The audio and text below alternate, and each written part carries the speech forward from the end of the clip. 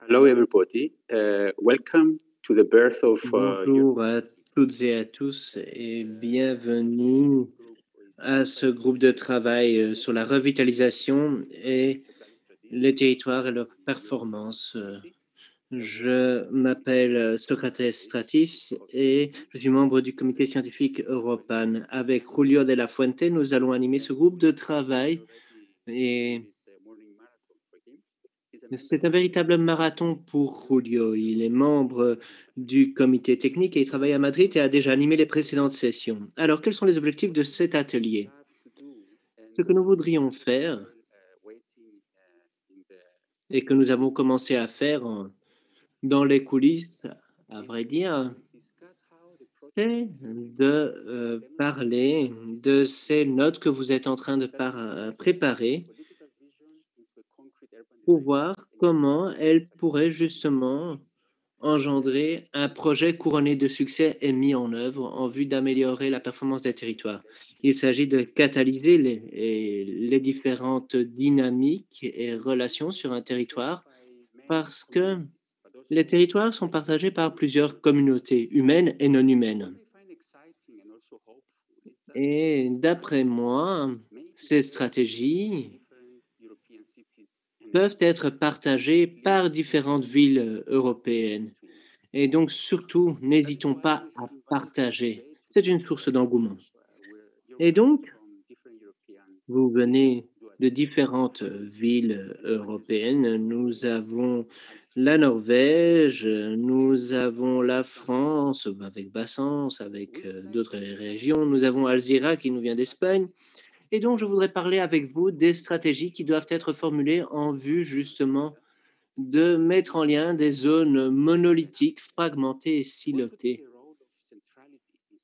Ensuite, partant, il est important de se poser la question de la centralité. Est-elle plurielle ou singulière? Comment peut-elle être utilisée? Ensuite, comment peut-on utiliser les processus écologiques au mieux? Et comment le paysage et l'urbanisme peuvent nous aider lorsque nous abordons des questions de justice sociale. Pour que ce concours européen fonctionne bien, il est important d'identifier les bons acteurs. Ont-ils été identifiés? Le seront-ils? Ensuite, comment va-t-on documenter leurs apports? Est-ce que les jeunes vont avoir la possibilité de formuler des stratégies? Il y a donc beaucoup de questions à aborder et je les mentionne pour alimenter votre réflexion. Est-ce que les compétiteurs, les participants plutôt au concours connaîtront justement les différentes pistes? Dans quelle mesure? Puis de la transparence. Si on veut arriver au succès, il faut une bonne vision. Et cette vision est-elle accessible, lisible par les participants? Est-ce que vous allez utiliser justement l'apport des participants pour reformuler les stratégies éventuellement? Nous vous encourageons à échanger, à partager vos expériences, à apprendre des uns des autres, car je pense que c'est ça qui permettrait justement d'arriver au succès. Alors, Julio va maintenant expliquer comment les choses vont fonctionner et va nous présenter toutes et tous. Julio, vous avez la parole. Merci beaucoup, Socrates, pour ces propos liminaires. Je vais en effet vous expliquer comment ces 55 minutes vont se passer.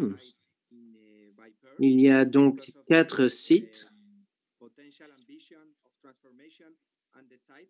en vue justement de parler de la performance des territoires, de la revitalisation. Tout d'abord, nous allons voir les vidéos de Douassé et d'Alzira qui présentent et de Fagerstrand, pardon, plutôt, qui présente justement les évolutions par rapport à ces fragments, cette fragmentation et ce qui est possible. Ensuite, nous aurons Freddy Kaczmarek et Mile Astrup qui prendront la parole. Par la suite, nous passerons à Althira et à Bassens, qui sont des médias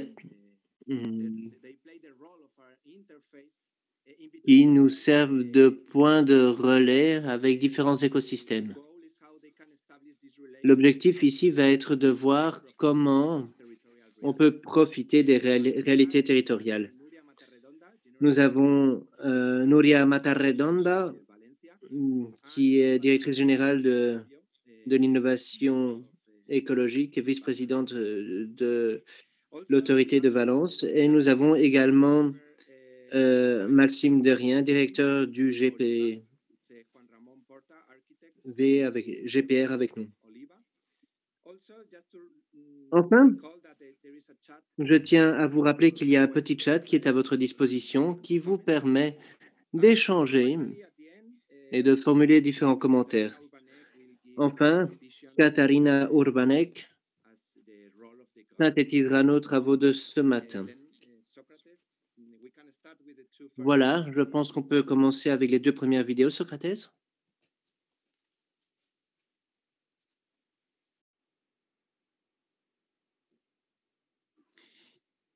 Yes, it's Douaisis Agglomeration Bid. Douaisis Agglo porte aujourd'hui un projet de rénovation urbaine sur un quartier qui est à cheval sur deux communes, la commune de Douai et la commune de Flers-en-Escrebieux.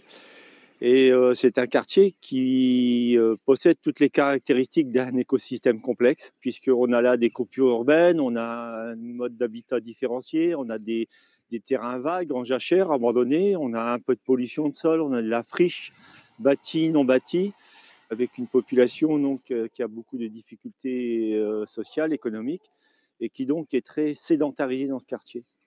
Ville vivante sur le quartier de Dorigny, ça me fait d'abord penser à un quartier qui a beaucoup vécu, qui a une histoire qui est encore, y compris dans la tête et dans l'histoire personnelle des habitants. C'est un quartier qui a été un quartier minier, un quartier qui a été un quartier de bateliers. C'était une cité-jardin, on va dire une cité minière, une cité-jardin, parce qu'avant les familles, c'était avec beaucoup d'enfants, donc les maisons étaient conçues à l'époque. Donc là, c'est des maisons de plain-pied, bon, c'est des petites maisons qui vivent bien.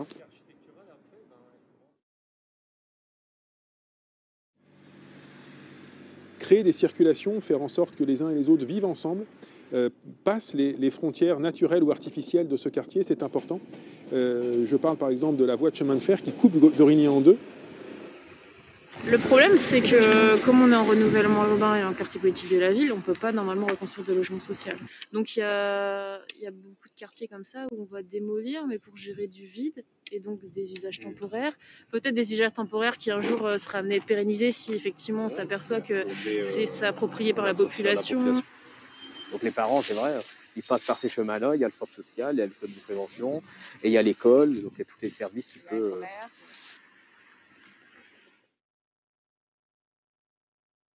Donc là, il y a une réflexion sur cet espace-là, avec le bâtiment de la tour. Donc on a déjà 2 bâtiments qui ont été rénovés, et tous ces espaces-là à requalifier.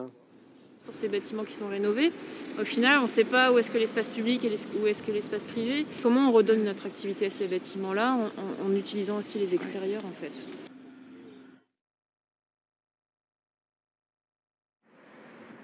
Une ville vivante, c'est une ville où les gens prennent le temps de s'arrêter, de se regarder et puis de parler surtout. Une ville vivante, c'est aussi une ville où les gens se respectent. On a un quartier qui est emprisonné entre l'autoroute, une voie ferrée et un canal, et pourtant c'est un quartier qui est en permanence traversé. Il y a toujours énormément de circulation ici, alors que c'est un quartier qui est cloisonné.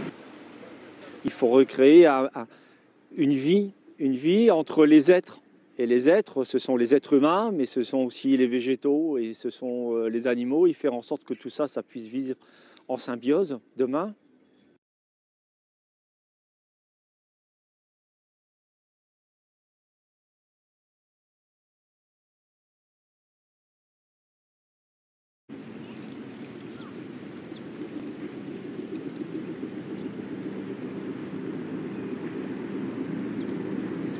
Nous et lite ord må likevel romme det hele øyet.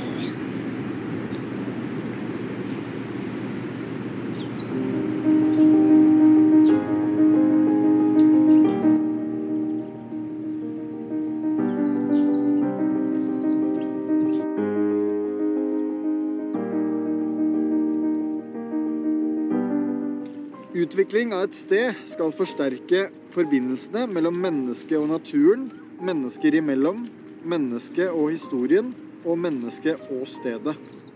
Deltagelse i Europan handler om å sy sammen et tettsted som i dag i stor grad består av nedlagt industri og manglende helhetlig planlegging. I konkurransen ønsker vi at deltakerne skal utforske hvordan økologiske prosesser og fysisk stedsutvikling kan bidra til sosial utjevning, levekraftige og bærekraftige steder med arkitektur som verktøy. Velkommen til Fagerstrand. Dere ser hva som bak meg her. Vi utrolig spent på å se hva dere kan komme opp av med gode ideer, som kan gjøre det til et enda mer fantastisk sted i fremtiden. Lykke til!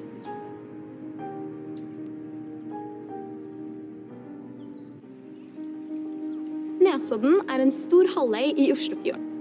Fagerstrand Nesoddens nest største tettsted, og det bor om lag 3000 mennesker der. Tettstedet kjent for å være et godt sted å vokse opp og bo, med sin ville natur og sin fine beliggenhet helt ned mot sjøen, hvor stedets industrihistorie kommer til syne. Dette må vi ta vare på i fremtiden. Barn og ungdom trives svært godt her, men savner møteplasser og ting å gjøre. I dag mangler Fagerstrand et tydelig sentrum, fordi det meste ganske spredt her, vi avhengig av å bruke bilen til mye. Hele Oslo-regionen i stor vekst. Fagerstrand et vekstområde som nesten halvparten av veksten som kommer til Nesodden kommune skal komme hit.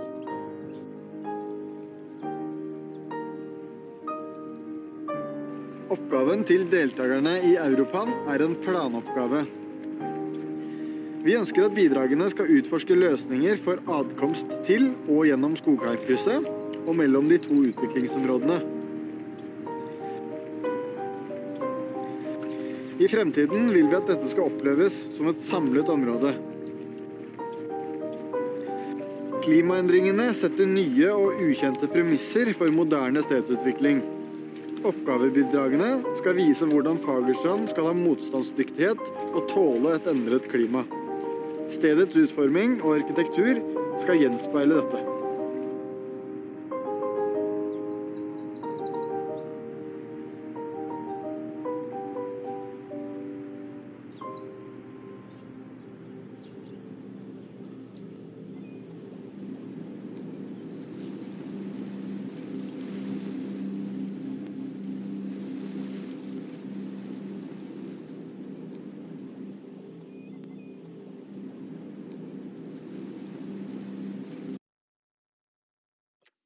Thank you. I think it's exciting to see how. Merci beaucoup. Alors, je pense qu'il est très intéressant de voir comment les restrictions découlant de la crise de la Covid nous a encouragés à utiliser de nouveaux médias. Et ici, on voit que les vidéos peuvent être très utiles et qu'elles peuvent transmettre de bons messages.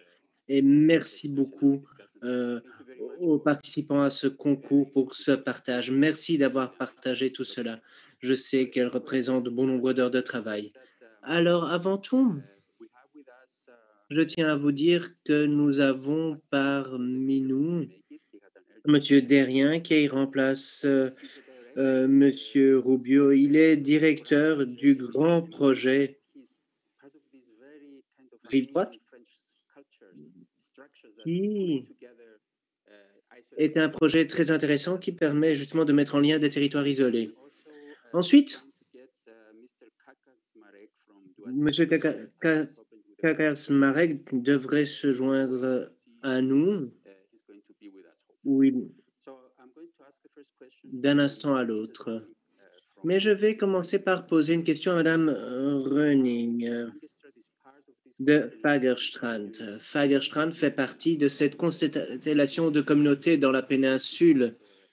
Et à vrai dire, votre ville est une ville réseau. Et d'après vous,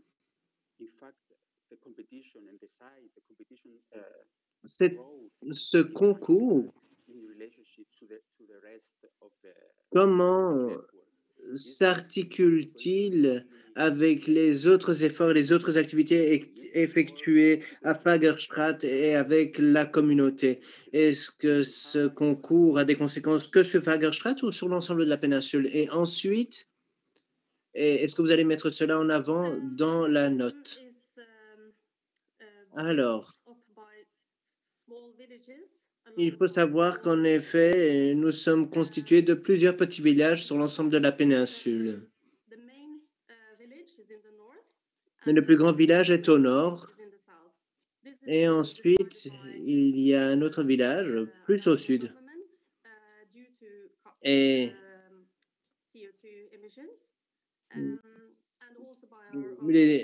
il faut savoir que les autorités ont pris certaines décisions par rapport justement à des normes concernant les émissions de CO2. Et nous devrions bientôt passer justement à 35% de croissance. Ensuite, les petits villages entre ces deux villes sont interconnectés par des bus. Il est également possible de prendre la voiture, bien entendu, mais les bus vont jusque sur des ferries et les ferries permettent d'aller jusqu'à Oslo. Et donc, on peut dire que la machine est bien huilée, mais les ferries ne vont pas encore jusqu'à Fagerstrand. Quand bien même, il s'agit du deuxième plus grand village de la péninsule. Et on s'attend à ce qu'un jour, justement, le ferry s'arrête chez nous et cela permettrait d'alléger la pression sur la région et sur Oslo. Puis-je vous poser une deuxième question pour avoir plus de détails?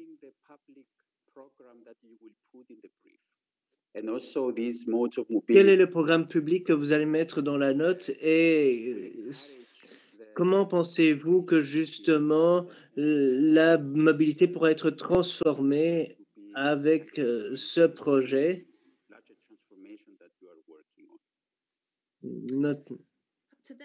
notamment en tenant compte des autres plus vastes projets?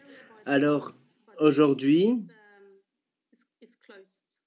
il faut savoir que la zone au sud est fermée physiquement parce qu'il y a des barrières, des clôtures, étant donné l'industrie.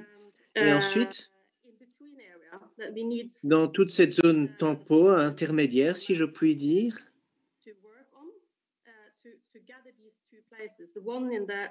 plusieurs chantiers sont possibles.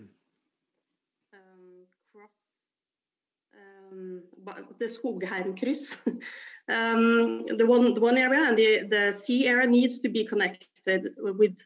justement créer des ponts entre les différentes zones.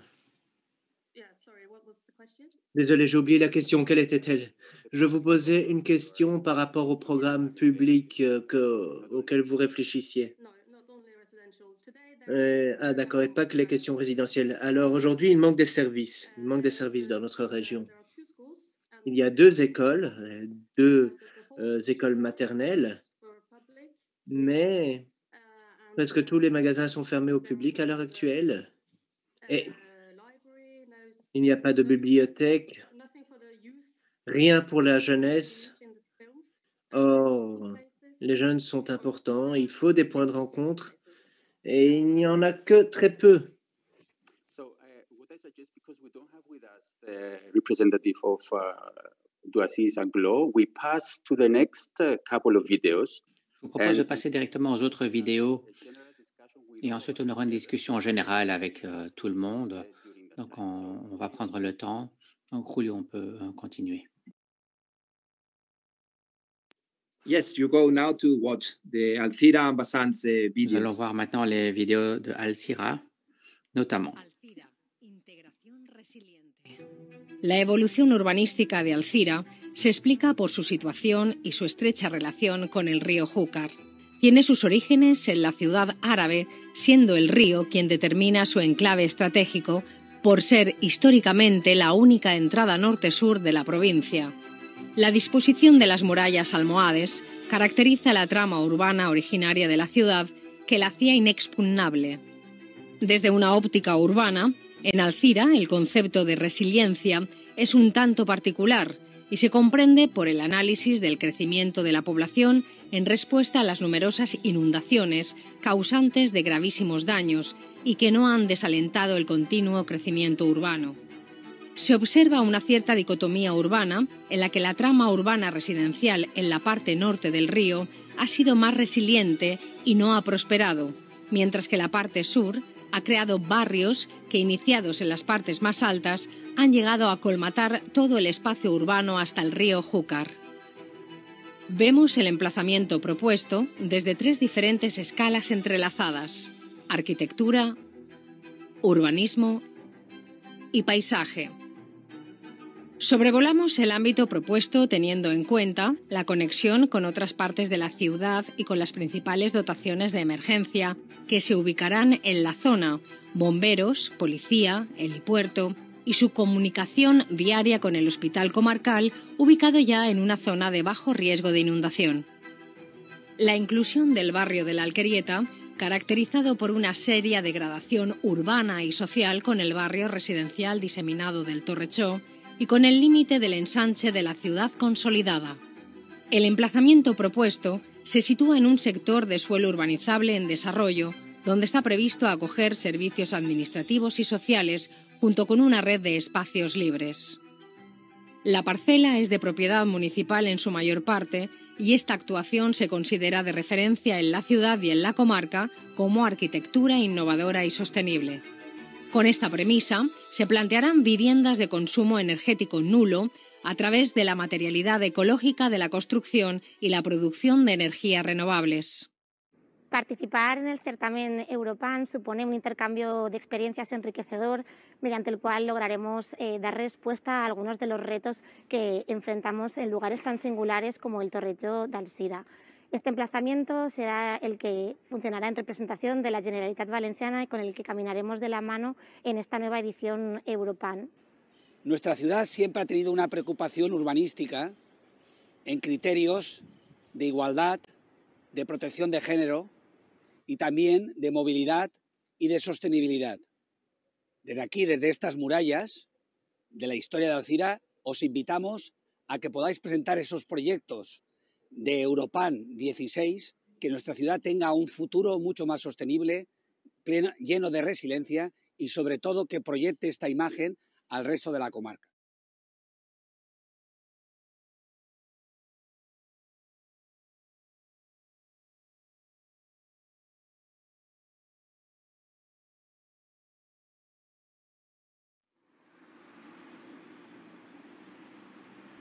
Je suis très fier de proposer à la ville de Bassins son territoire au concours Europan 16. Notre ville, c'est 1000 hectares, dont 600 hectares sont dédiés à une zone industrielle-portuaire. 60% de notre territoire est dédié à l'activité économique.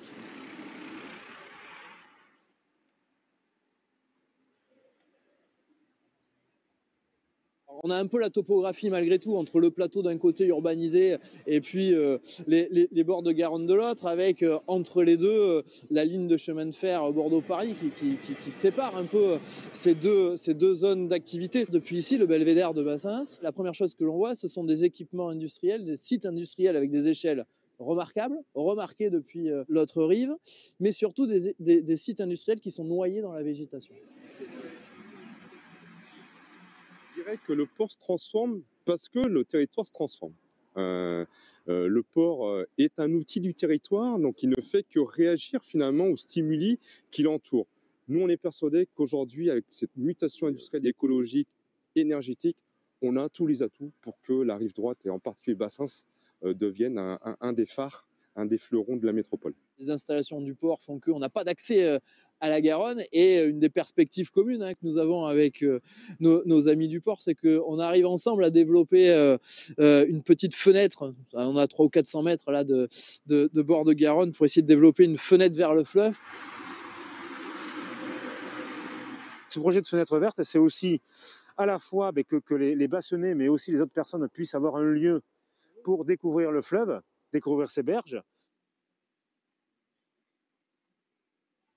Et là, c'est le seul endroit qui est globalement accessible, qu'il va falloir aménager en y mettant effectivement plusieurs usages. L'arrivée d'une piste cyclable, un site propre qui pourra aller d'ici jusqu'au centre-ville de Bordeaux. Des usages sportifs, de découverte, culturels et autres. Il faut faire vivre ce lieu, en gros. Eux, ils ont pour objectif, donc, finalement, de tout démolir. Il y a un plan amiante qui a été déposé et de refaire un nouveau bâtiment.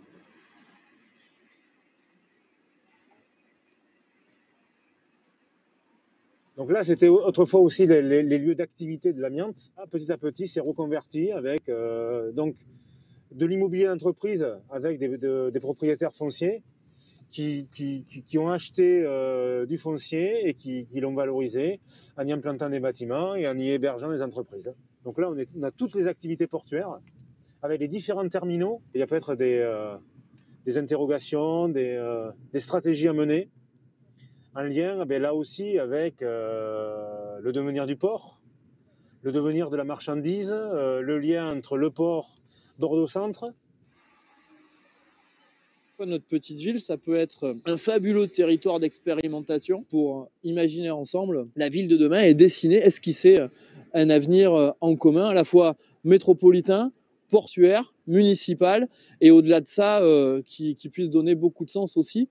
C'est en tout cas, moi, l'ambition que je mets derrière ce concours européen, c'est faire en sorte que nous puissions bénéficier de regards venus un peu de toute l'Europe pour nous aider à dessiner un chemin collectif et en tout cas que nous puissions y donner un sens pour que les habitants puissent adhérer à ce projet d'avenir.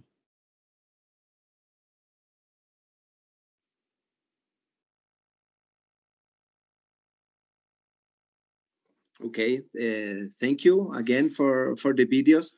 Merci à Alcira et Bassens pour ces vidéos. On l'a vu, pour Alcira et Bassens, ce sont des sites qui sont très proches de leur environnement, au niveau programmatique, environnemental et autres. Ce sont des points de rencontre, des lieux de rencontre entre des flux sur le territoire avec une rivière ou un plateau, des terres agricoles, des quartiers sociaux.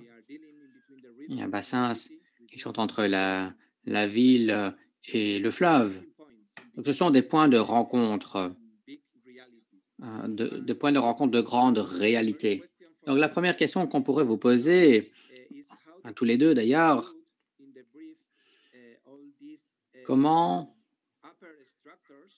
travailler avec ces grandes structures qui viennent du territoire et comment créer une nouvelle diversité sur le site.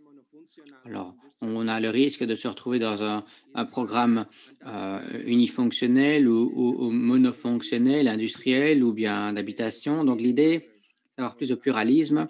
Comment créer plus de diversité? Où trouver le moteur de la diversité? Commençons avec Alcira, en Espagne. I do really believe that it's essential to think about all of that, like the reading of the territory. Bien. And how do we translate the learning? La question est de savoir comment on vit sur le territoire.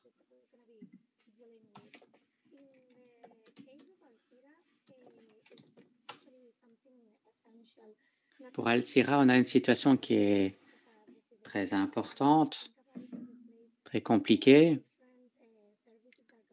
On se retrouve avec beaucoup de services.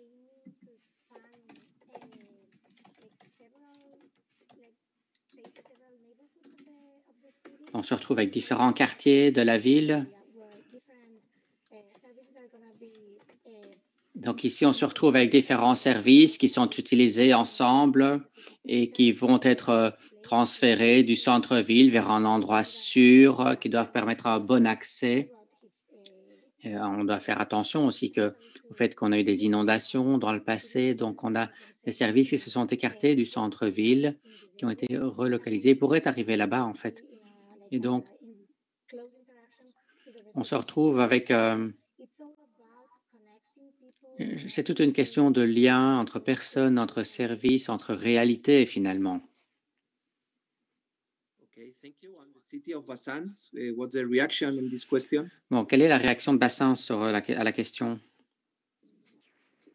Alors historiquement, le port de Bassins a été développé par les Américains, notamment à la Seconde Guerre mondiale.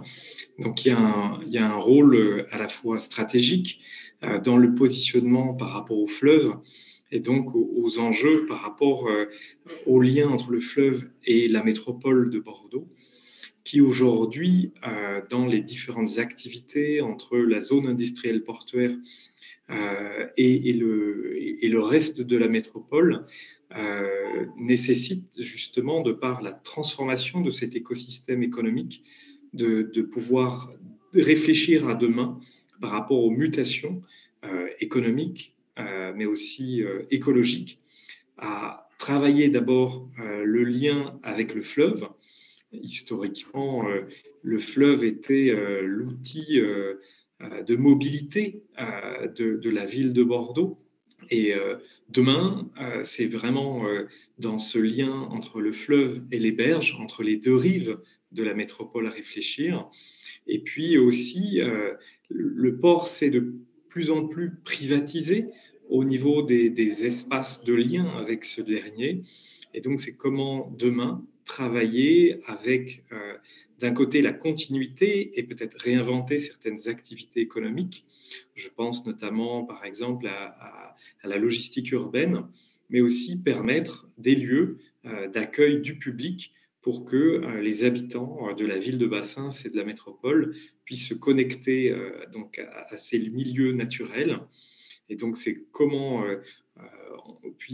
on peut travailler ensemble pour permettre cette cohésion et cette quelque part renaturation d'un côté des berges, cette transformation du milieu économique pour répondre à ces enjeux de demain.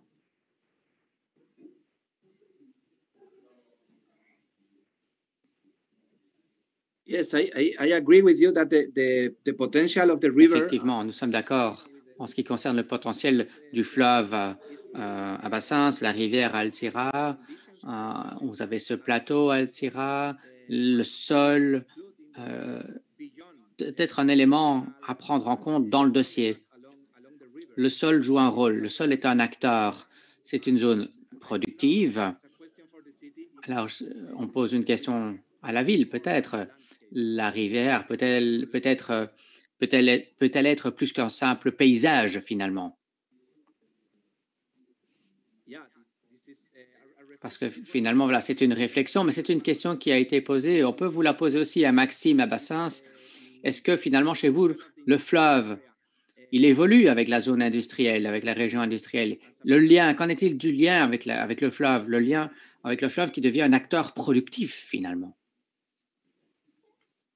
Alors, comme je le disais historiquement, le lieu de vie, c'était le fleuve qui permettait les échanges logistiques, les échanges de passagers, de marchandises.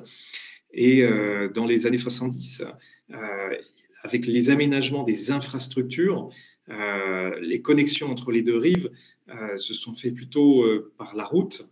Et donc aujourd'hui, on voit bien que de par les transformations, de par les investissements qui ne sont plus les mêmes dans ces infrastructures, il faut réinventer les connexions à l'échelle des rives et que potentiellement, un peu comme on l'a vu en Norvège, certes, il y a des bus, mais les bus sont ensuite transportés par des ferries. En tout cas, il y a des nouvelles connexion directement en contact avec l'eau et donc ces berges.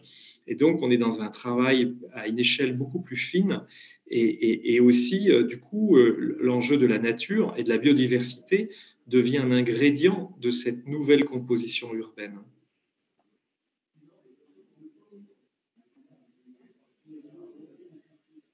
Okay, thank you. Now, I would like to Merci, Maxime. Nous allons maintenant parler avec les représentants d'Europan 15, avec Oliva notamment. Alors, nous savons qu'à Oliva, Vous avez travaillé sur l'intégration d'une usine dans votre territoire à Oliva, en Espagne.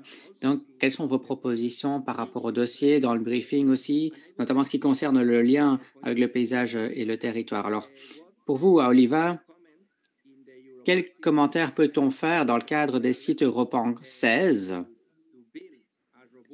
Comment mettre en place, par exemple, un dossier ou créer un dossier robuste, finalement, grâce à votre expérience à Oliva? Vous avez la parole.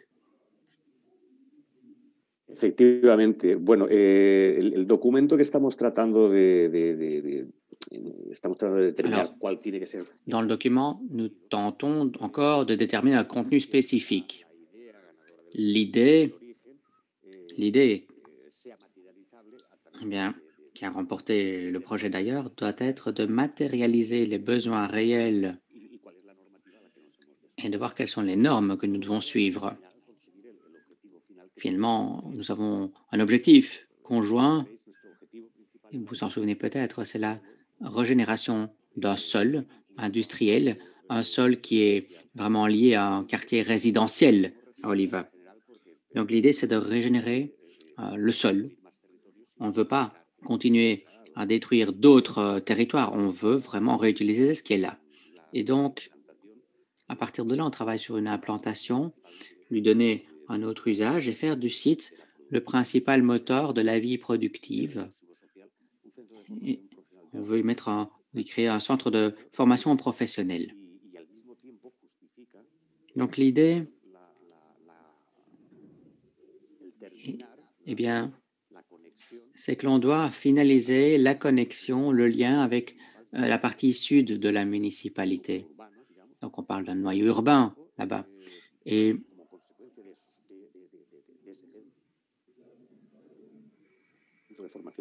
donc, on va essayer d'implanter un centre de formation professionnelle qui a des fonctions supramunicipales. Et donc, on va travailler avec eh bien, d'autres entités qui vont au-delà des frontières de notre municipalité, la région, etc. Donc, nous allons travailler sur ici un territoire qui est en relation avec la côte, avec la montagne, et un territoire où il y a de plus en plus de résidents permanents, en plus avec la COVID actuellement. Donc, on se retrouve dans une autre perspective, celle de la mobilité durable. Cette perspective où l'on tente de mettre en œuvre une action, dans le cadre d'Europan bien sûr, qui va nous permettre de réagir par rapport à tout ce que l'on vient de définir.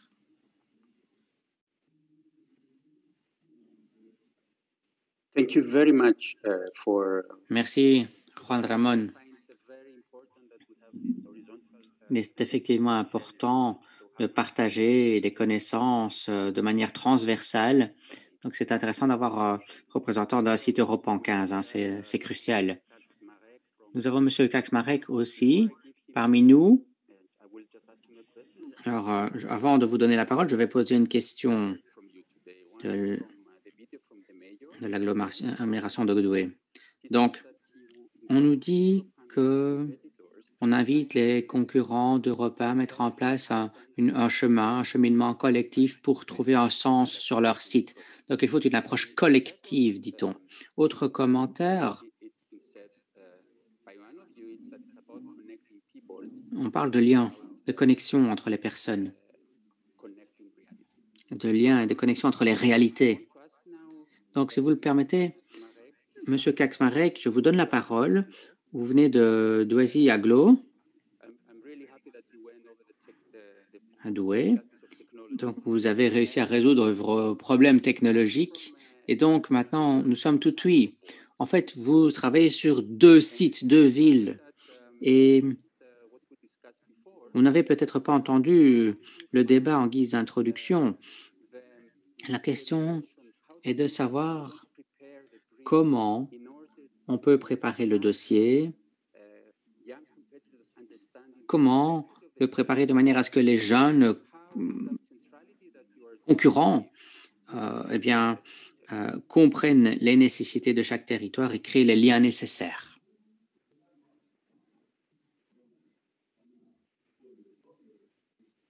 Yes, we're waiting for you.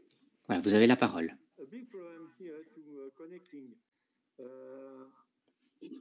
When I speak, You have a traduction. Donc, vous pouvez parler français, bien sûr. OK, bon. Je n'ai pas entendu très bien la question.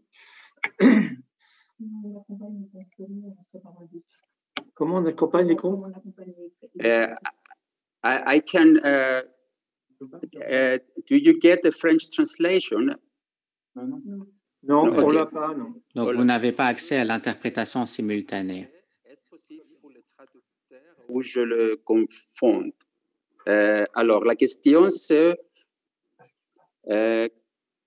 comment vous préparez les documents en disant aux jeunes,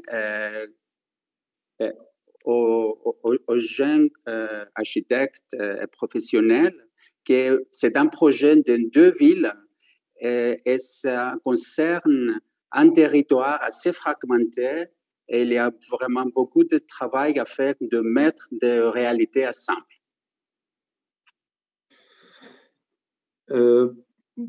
Vous parlez donc de ce que l'on va transmettre donc aux équipes qui vont répondre au projet.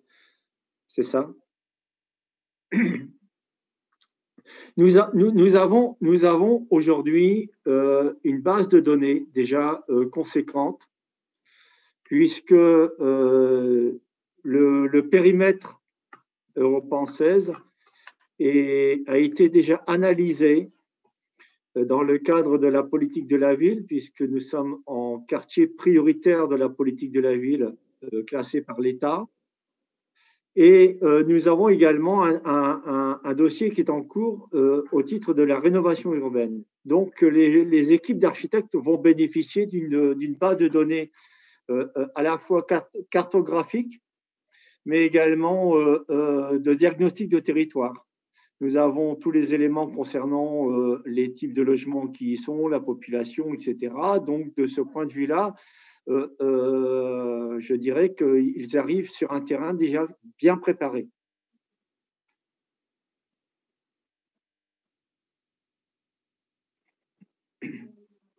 Thank you. Yes, okay, and thank you. Merci. Yeah, we talking about territories. Alors, c'est vrai que nous parlons de territoire, nous parlons d'échelle. Pour Alzira, par exemple, on voit clairement comment ils ont défini leurs échelles. Si on parle de Fagerstrand, il y a une coalition avec le niveau régional. À Bassins, il y a aussi une approche qui est clairement définie. Donc, la question est la suivante. Dans ce brief, dans ce dossier, comment inclure une vision entre les différentes échelles de votre projet? Ce n'est pas simple, hein, parfois. On dit, voilà, ici, on a l'échelle 1, l'échelle 2, l'échelle 3, ou bien l'échelle S, l'échelle M et l'échelle L ou XL. Comment travailler entre ces différentes échelles? Comment les rapprocher? Et c'est une question que je pose peut-être à Alzira, justement. Comment pourriez-vous effacer ces limites, effacer ces frontières fictives entre les échelles? Alors, merci pour la question, elle est très intéressante. C'est vrai que c'était difficile d'effacer ces lignes qui ont déjà été difficiles à tracer au préalable.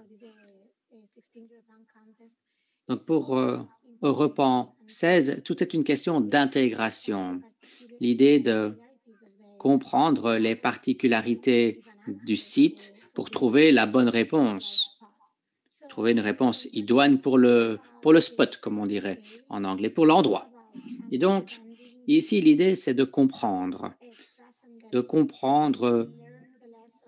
l'importance du territoire, d'en tirer des leçons, d'apprendre à comprendre le contexte et de voir comment tout a évolué ces derniers siècles, finalement. L'idée est de comprendre la situation pour trouver une réponse spécifique à l'endroit qui a une chance de se voir consolidé. L'idée, c'est de trouver une réponse aux besoins de recoudre ces morceaux de territoire pour en faire un grand tissu urbain, en fait. Alors, justement, dans le cadre du concours, eh bien, il est important de comprendre l'évolution historique de la ville, de comprendre les raisons qui nous ont menés à la situation actuelle. On doit comprendre la situation sociale, locale également, pour trouver la bonne réponse et pour vraiment avancer dans le cadre du concours.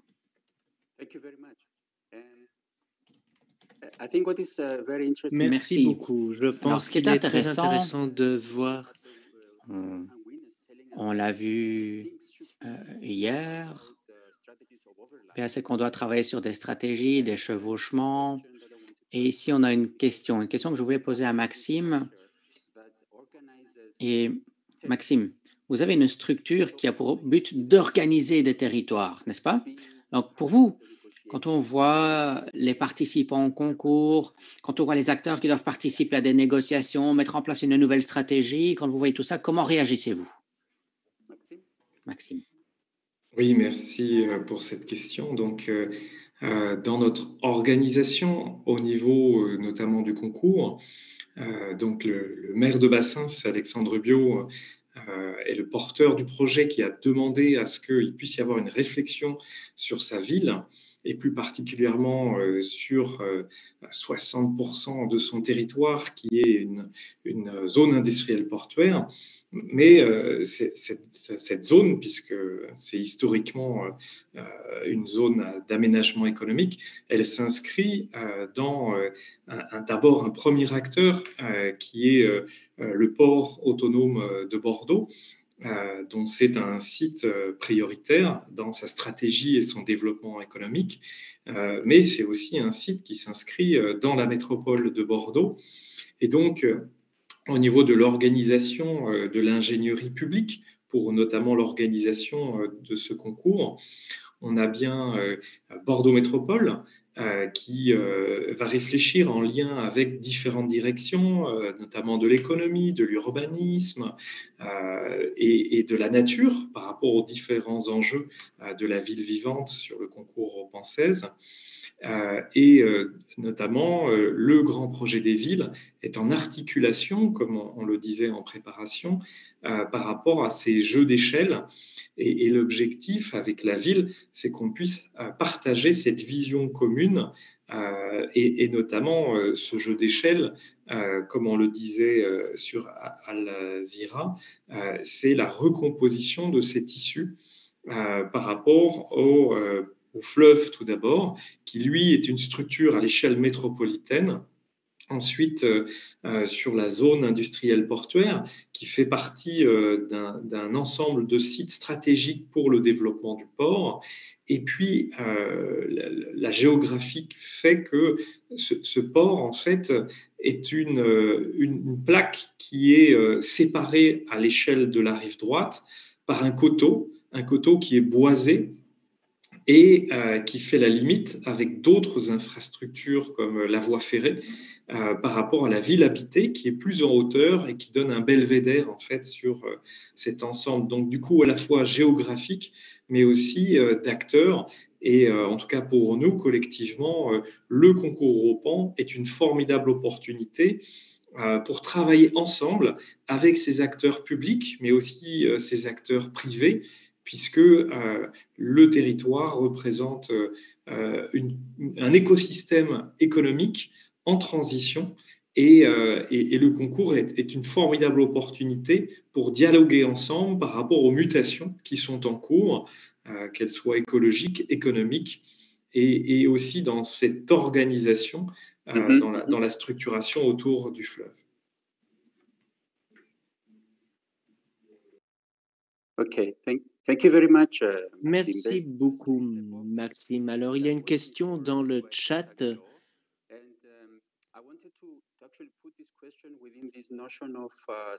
Et je voulais rebondir sur la question de la centralité, étant donné cette question. Est-ce que vous entendez bien l'interprétation? Demande M. Stratis. Est-ce que vous entendez bien l'interprétation ou dois-je passer en français? Demande M. Stratis. Alors, je vais continuer en anglais et si besoin, je pourrai m'exprimer en français juste après. Alors, je vais lire la question. Dans la vidéo, vous dites que les sols souffrent de bon nombre de pathologies. Quelles sont les limites et quelles sont les opportunités pour le projet Europan dans ce contexte? Merci. Je vais commencer, du coup, je suppose, par le site de Bassens. Donc, le site... Non, can we have Mr. Kaczmarek first? Est-ce que M. Kaczmarek pourrait répondre en premier lieu, si possible? Je vous en prie. Désolé. Désolé, la technique, c'est lié à la COVID-19. Que voulez-vous? On ne peut rien y faire. Alors, je fais la question en français pour vous faciliter. Alors, in la vidéo, vous dites qu'il y a les sols qui souffrent de beaucoup de pathologies. C'est quoi les limites et c'est quoi les opportunités qui sont représentées pour les projets européens?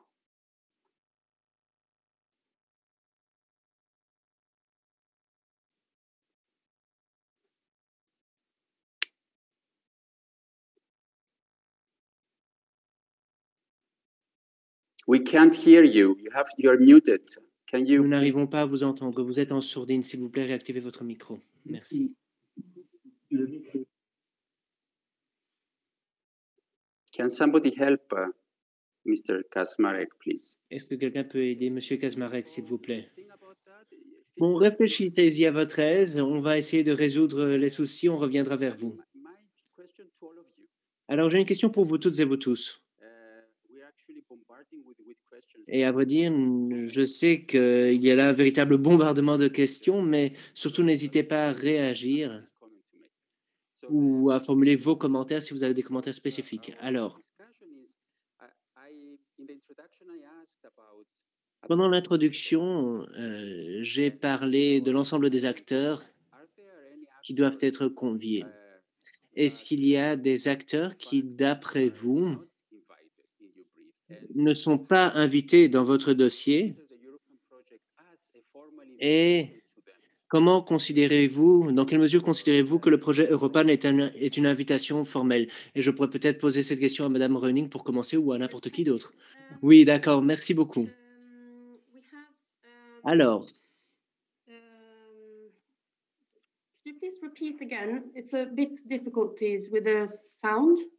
désolé, il y a quelques petits soucis de son ici.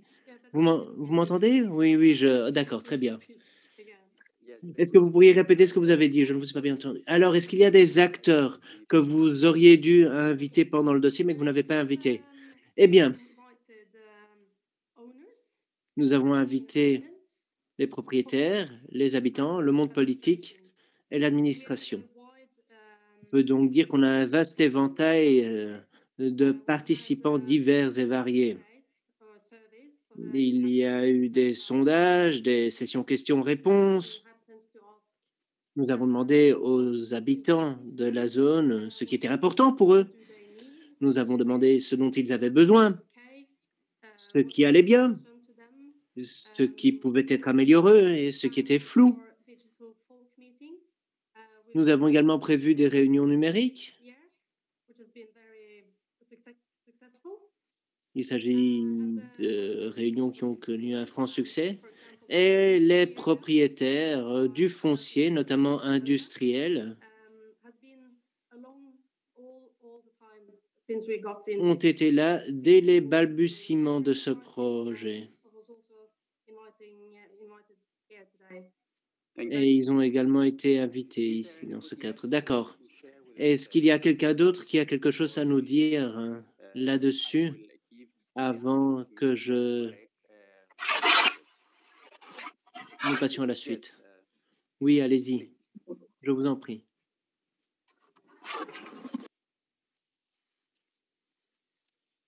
Who wants to Alors, qui veut prendre la parole? Bon, je vois qu'on... Alors, M. Kaczmarek a dit, malgré la pollution des sols sur une partie du site, la ville de Douai a un projet de créer une nouvelle cantine pour les écoles avec la gestion des légumes en local. Et donc, il va y avoir un défi lié à la gestion des terres. Soit, si personne n'a rien à ajouter, je vais donner la parole à Julio. Monsieur Kaczmarek, vous voulez ajouter quelque chose? Non, c'est que je suis revenu sur scène, donc on a réglé notre problème technique. Yeah, well, voilà. Donc en fait, on thank a you very much. Finally, it's good that we have. Alors, merci, c'est très bien, mais à vrai dire, j'ai déjà lu votre réponse. Donc, étant donné que c'est assez sérieux, est-ce qu'il y a juste un mot de la fin que vous tenez à dire? Et essayez d'être bref car le temps passe. C'est à moi? Oui, je voulais dire qu'en fait, on a un concentré sur le quartier de toutes les problématiques et de toutes les solutions à apporter. Donc, nous attendons beaucoup d'Europans. C'est que effectivement, c'est un patchwork, ce quartier qui a accumulé depuis 100 ans d'histoire toutes sortes de problématiques. Donc, il y a effectivement la pollution des sols, mais il y a des espaces qui sont libres et qui sont à réoccuper. Et la question, quand on pose la question de la thématique d'Europe-Française et de la ville vivante, cette question, elle est cruciale à régler sur le quartier, puisque les derniers êtres vivants qui sont restés, je dirais, après la disparition de la mine, ce sont bien les êtres humains qui sont restés sur place. La mine est venue ici, sur notre territoire, avec une violence inouïe. Elle a tout modifié.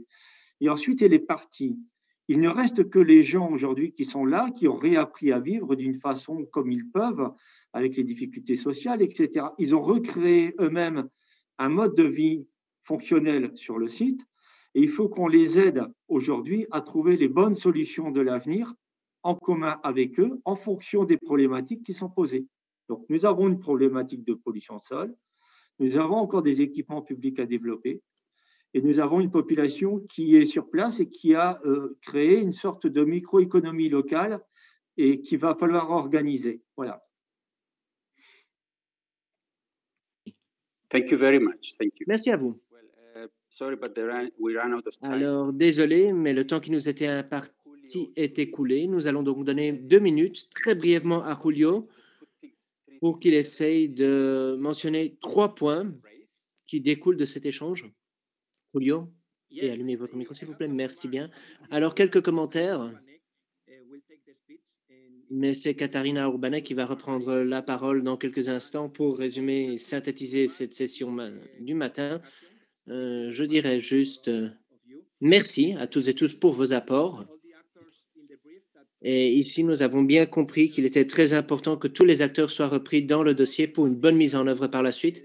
Il est important, en effet, de cartographier les ressources territoriales. Et puis, il est important également de mettre en avant les incertitudes, les développements potentiels, les possibilités qui s'offrent à nous. Il ne faut pas que se concentrer sur le concret. Et ensuite, Juan Ramón l'a bien dit, le dossier doit fournir une vision stratégique pour créer un cadre de réponse pour que les réponses permettent d'arriver à une mise en œuvre effective. Sur ce, je pense que nous pouvons souhaiter la bienvenue à Katarina Urbanek, qui, je suis convaincu, synthétisera très bien cette séance de ce matin. Merci beaucoup, Julio, et merci à toutes celles et tous ceux qui ont participé aux sessions un peu plus intéressantes de ce matin. Ces débats étaient très intéressants. Et c'est un honneur pour moi que de tenter de synthétiser ces échanges concernant la revitalisation. Comment ramener la vie à différents endroits? Alors, bien entendu, on sait qu'il y avait de la vie de par le passé, mais il y a toujours de la vie aujourd'hui. Et demain, il sera possible, grâce à certaines interventions, de ramener davantage de vie en différents territoires. Nous avons eu 3 sous-catégories, sous-familles, si je puis dire. Et donc, nous avons vu que dans le cadre de la revitalisation en Espagne, en France, en Norvège, en Suède et en Autriche, plusieurs choses étaient possibles. Et les 3 groupes de ce matin ont abordé différentes facettes liées à la revitalisation pour justement arriver à la transformation dans le cadre de l'E16. Le premier groupe a abordé la biodiversité des écosystèmes, le second, les infrastructures existantes ou celles de demain, et le troisième, bien entendu, la performance des territoires, la recherche de nouveaux utilisateurs et les nouveaux utilisateurs tout court. Alors, bien entendu, il est évident que ces groupes ne sont pas silotés, que du contraire, ils partagent beaucoup et sont intrinsèquement liés, mais on pourrait dire que cette catégorisation permet peut-être de mieux comprendre les différents territoires et cela permet également ensuite de catégoriser les différentes échelles, de passer du plus petit territoire au plus grand territoire. Et c'est important pour justement réussir à naviguer dans les territoires pour avoir la meilleure feuille de route possible. Alors maintenant, je vais essayer de vous présenter les sites et, disons, les points communs que j'ai identifiés au cours des présentations vidéo. Je vais donc avoir une approche plus ou moins chronologique et vous expliquer ce que j'ai trouvé intéressant pour les différents sites, pour les différentes sous-catégories, mais aussi, disons, pour la ville vivante dans son ensemble, pour l'architecture dans la ville vivante et même pour les architectures vivantes. Alors, le premier groupe, renforcer la biodiversité, on a vu Madrid et Västerås en Suède. Alors, pour rappel, Madrid a un objectif clair à grande échelle, le projet de district producteur qui a pour but d'intégrer la production alimentaire dans le contexte urbain, en vue également de renaturaliser les zones et le but est de développer un modèle composé de différents éléments bien définis qui pourrait s'appliquer peut-être à 5 sites pilotes et par la suite à quelques 280 sites éventuellement. On peut donc dire que l'adaptabilité ferait partie intégrante de ce modèle. Ensuite, à Västerås, nous avons pu constater qu'il y avait une belle zone de développement entre le lac, une grande ressource naturelle, et le centre-ville. Cette zone va être développée au cours du quart de siècle à venir et la ville demande des stratégies pour que les participants à ce projet soient accompagnés et s'accompagnent les uns les autres dans le cadre de cette évolution sur 25 ans. Ce que l'on peut retenir ici, concernant Madrid et Västerås, c'est que les solutions, les réponses des citoyens réclament une certaine flexibilité, une adaptabilité. Il est important d'avoir la possibilité de s'adapter à certaines réalités urbaines bien spécifiques, mais aussi ensuite, pour ce qui est de Västerås par exemple, d'avoir la possibilité de s'adapter au fil du temps en fonction des différentes évolutions et il faut pouvoir réinventer la signification de l'un ou l'autre projet au fil du temps. Cette flexibilité est importante donc tant d'un point de vue géographique que temporel pour que les villes demeurent vivantes et donc cela est bien entendu lié à la question de l'écosystème qui est absolument crucial ici. Ensuite, il faut pouvoir s'adapter à l'évolution des conditions météorologiques. On l'a vu notamment avec les projets E15. La Terre nous a montré que l'écosystème, mais la météorologie peut également évoluer. Ensuite, deuxième groupe. Alors, transformation des infrastructures, les infrastructures en tant que point de départ. On a vu Klagenfurt, on a vu la porte du Hainaut, on a vu la Norvège et la Suède également. Pour moi, il y a eu des présentations là très diverses et variées, très intéressantes, qui nous ont permis de voir la ville ou encore l'île, des contextes très différents. Et donc, ici, on comprend que l'infrastructure est une question très importante qui peut caractériser un endroit ou qui devra le caractériser demain. Ensuite, nous avons eu l'exemple d'une ville où il y avait des habitations qui se sont succédées au fil des décennies. Et là, on comprend qu'il est important justement de travailler sur la mobilité également pour revoir les paysages avec l'urbanisme, les paysagistes pour, disons, connecter de grandes zones et aller au-delà de juste l'axe mobilité. Ensuite, pour la porte du Hainaut, le paysage a beaucoup changé au cours de ces dernières décennies. C'est d'une zone minière. Il y a eu des conséquences, des terrains, des zones abandonnées. Il y a également tous les logements des mineurs qui restent toujours là. Et il est important aujourd'hui que les communautés puissent revaloriser, reconnecter ces différents éléments. Il est important aussi de tenter peut-être d'imaginer une nouvelle sorte de mobilité et d'infrastructure dans ce contexte. Ensuite, Klagenfurt. Il y a une certaine distance entre la gare routière et les habitations. Cette zone intermédiaire pourrait être développée pour plus de verre, plus de points de rencontre. Et le développement du TGV, notamment vers Klagenfurt, permettrait peut-être justement de renforcer le développement de cette zone intermédiaire, car ici, il est vraiment possible, disons, de renforcer les ponts avec la ville et sa région. Ensuite, nous avons eu la présentation de Risøy, une ville en Norvège, une île en Norvège. Et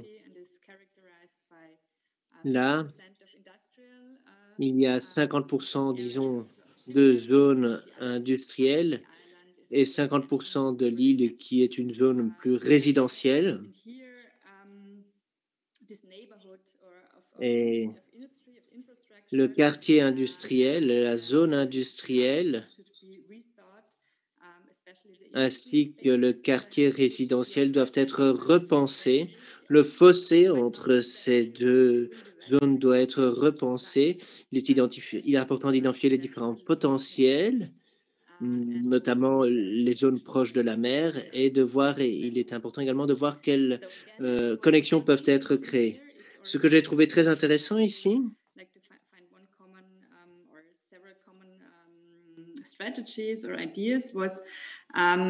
c'est que par rapport à ces 4 sites et les territoires qui les entourent, on voit très clairement qu'il y a plusieurs couches d'organes structurels. Il y a également le patrimoine de ces villes qui doit être pris en compte. Et enfin, les habitants d'aujourd'hui et les habitants de demain doivent être pris en compte. On en a d'ailleurs beaucoup parlé au cours de cette session. Si l'on peut comprendre ces différentes couches et le territoire, il est important également de réfléchir aux réservoirs de ces espaces. Et disons qu'il faut avoir une vision stratégique permettant justement d'interconnecter les différents points pour permettre à la vie de revivre encore et encore. Ensuite, dans certains cas, d'autres ingrédients peuvent être nécessaires en vue d'arriver à des objectifs pour connecter les différents réservoirs et assurer une bonne communication. Alors, le troisième groupe que nous venons d'entendre, avec 4 sites qui nous ont donc parlé des utilisateurs, de l'usage du territoire et de la performance du territoire. Je vais à nouveau avoir une approche chronologique ici. Et donc, nous allons commencer par le nord de la France. Alors, j'ai trouvé ces vidéos très intéressantes qui nous ont montré justement un endroit dans 2 villages avec en effet ce passé minier et ces zones qui veulent se renouveler et qui appellent à une inclusion sociale qui serait moins définie par une fragmentation et plutôt davantage par cette volonté d'avoir une ville vivante. Ensuite, nous avons eu Fagerstrand.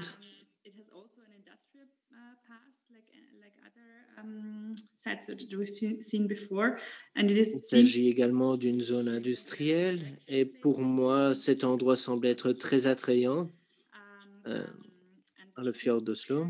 Et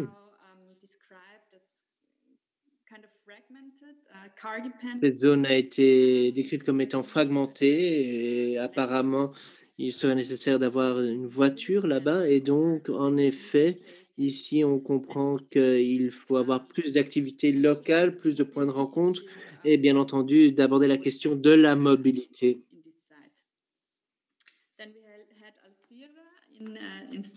Enfin, nous avons parlé de Alcira en Espagne. Il s'agit d'une ville historique qui jadis a été enclavée et qui a connu des inondations temporaires avec les fluctuations de la rivière. On comprend que c'est une ville composée de différentes couches qui va donc du territoire au quartier où l'on tient compte de la dimension architecturale.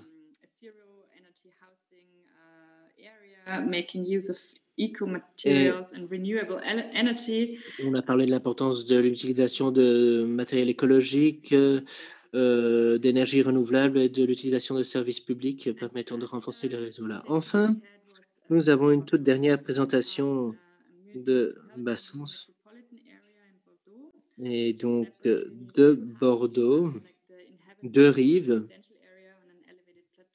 avec un plateau surélevé résidentiel et en dessous, quelque 60% de la métropole dédiée à l'industrie portuaire. Ici, la question de l'accès aux ressources naturelles offertes par la rivière était très importante. Et en tentant de voir la rivière par un autre prisme, de nouveaux programmes pourraient voir le jour et les habitants seront inclus dans ce processus en vue, disons, d'aller de l'avant avec les projets territoriaux de Bordeaux. Pour ce qui est des 4 sites de ce groupe de travail, nous avons parlé des questions territoriales importantes, de la vue d'ensemble, qui était absolument essentielle. Nous avons également parlé des potentiels et des défis. Nous avons parlé des limites géographiques, notamment des lignes ferroviaires, des zones industrielles actives et de leurs conséquences sur le paysage urbain. Nous avons également parlé du potentiel offert, notamment par les rivières et les sols.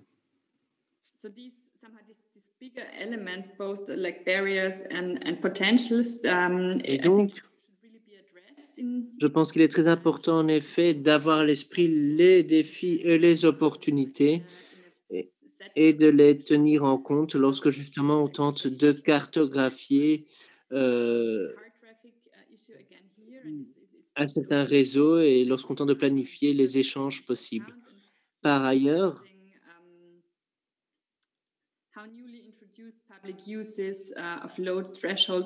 nous avons parlé de l'introduction de nouveaux points de gravité dans ces réseaux et de la connexion entre les différentes échelles. Voilà donc ce que j'avais à vous dire pour ce qui est de ces 4 groupes. Et maintenant, je vais en quelque sorte me répéter pour mettre en exergue 3 points très importants que nous devrons garder à l'esprit.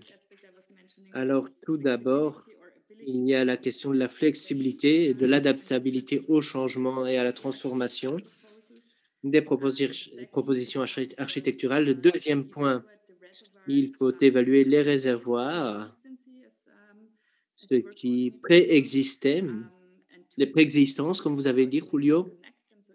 Ensuite, il est important de se demander comment on peut reconnecter justement la nature, le paysage, les habitants, les réservoirs, etc. Et troisième point, la centralité, ou plutôt les centralités, ces nœuds dans ces grands réseaux territoriaux. Et voilà donc ma synthèse des sessions de ce matin. Comme je vous l'ai dit, j'ai trouvé ces échanges très intéressants, fort inspirants. Et honnêtement, ce que j'ai entendu me donne envie d'en savoir plus au sujet de toutes ces villes, tous ces endroits. Et donc, j'ai hâte d'entendre toutes les propositions de projets à venir. Merci beaucoup. Merci beaucoup, Katharina. Et merci à toutes et à tous. J'y pense que cette synthèse est très intéressante car, en effet, parfois, on a tendance à mettre la charrue avant les bœufs, à avancer très rapidement et appuyer sur stop, prendre un peu de recul et écouter ça est très utile. Je tiens à remercier tout le monde, les personnes des villes qui ont préparé les vidéos, les équipes techniques, les interprètes. Merci beaucoup, Monsieur Stratis. Merci, Julio. Vous venez d'achever votre marathon ce matin. Nous avons maintenant une pause déjeuner jusqu'à 14h30 et nous reprendrons à 14h30 pile avec un débat sur la mise en œuvre et l'usage des projets E15. Et donc, voilà, bon appétit et à très vite. Merci beaucoup.